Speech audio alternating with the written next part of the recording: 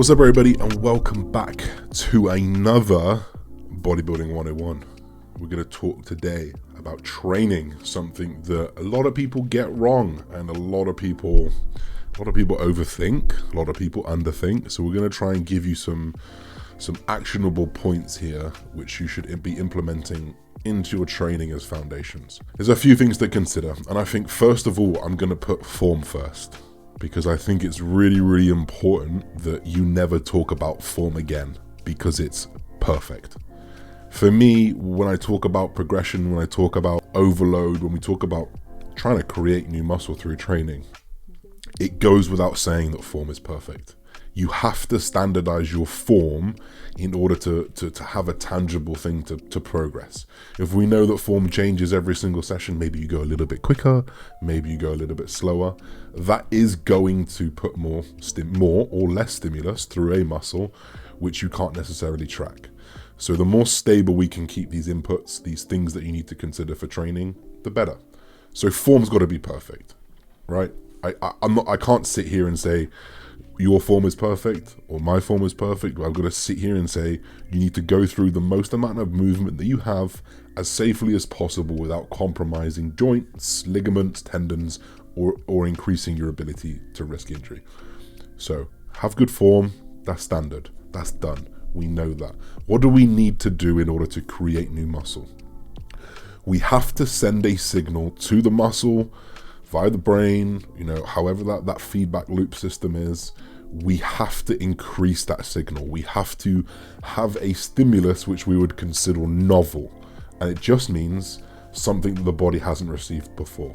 It doesn't mean that you need to change the tempos and change the exercises because we're trying to keep the body guessing and we're trying to keep the body adapting, because there are some adaptations that you need to have in place neurologically in order to kind of progress and exercise. So in creating a novel stimulus, this could just be you did 100 kilos for one rep last week, you could do 101 kilos for one rep, and technically if the form was the same, the way you executed it was the same, and of course it was adequate volume to elicit a change, that is progression. That is a new stimulus. That is something new.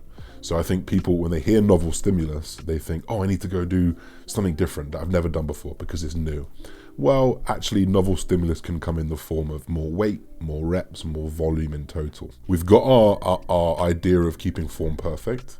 We've got our idea that we need to create a novel stimulus. But in order to keep this progress going, we have to keep that novel stimulus. This is where progressive overload comes in. Progressive overload 101. Do more than you did the week before. Create a novel stimulus by doing more work in this session than you did the week before. That doesn't mean that you need to throw an extra set on, an extra rep. It just means that maybe you need to push the weight higher. Maybe you need to push a little bit harder.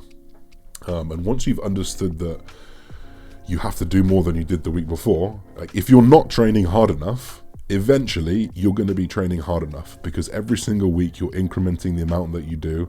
So if you were holding back, you will get to that point where you're not holding back anymore, because you're constantly progressing what you do. And then of course we talked a little bit about if you are holding yourself back, you've got to have a minimum intensity there. You have to have a minimum intensity of work rate in order to elicit that change. It's no good going in there, training to a 5 out of 10 and then just leaving, because it's not going to be enough to change.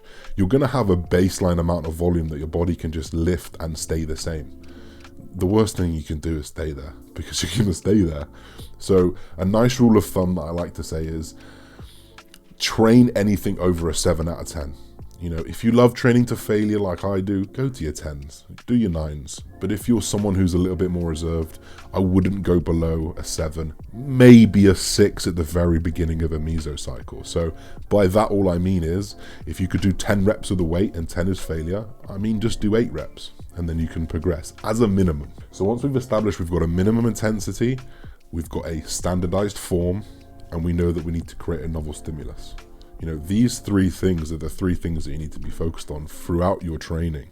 And it's really important that we progress these over time. Without having to bombard you with the research, without having to bombard you with science and overcomplicating things, I'm going to do a Greg Doucette here. You probably just need to train harder than last time. It can be as straightforward as that. Of course, we can talk about exercise selection. We can talk about prioritizing muscle groups. We can talk about manipulating resistance profiles to make the exercise more optimal. But if your foundation of just training hard enough is not there, none of that shit happens. None of that shit matters. So first of all, form, standardize it. Do not change it ever. The way you hack squat today should be the way you hack squat in 10 years time. Safely, controlled, and safely, because that's the main thing here. You got to lift for a long time.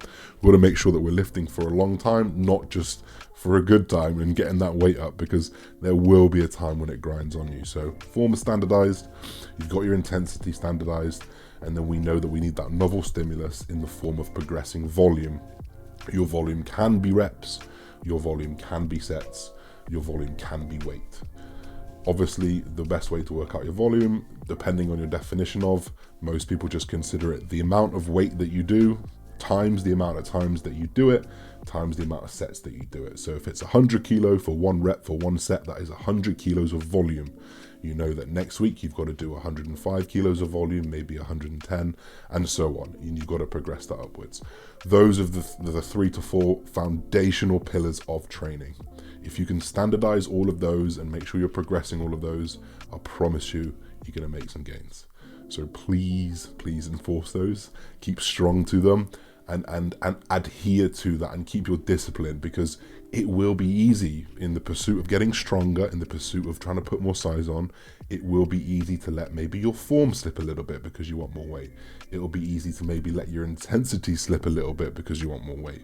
So in doing that, hold yourself accountable to those 4 rules, push on, and yeah, we'll delve a little bit into manipulating resistance profiles. We'll delve a little bit into exercise selection in another video, but until we've established these essentials, these foundations, you don't have the right to do that. So nail these things if you've not already. If you have, fantastic, keep going, wait for the next video, and once you've established those, I promise you the gains are going to come easy. Nice one, guys, short and sweet. We'll be back very soon. Peace.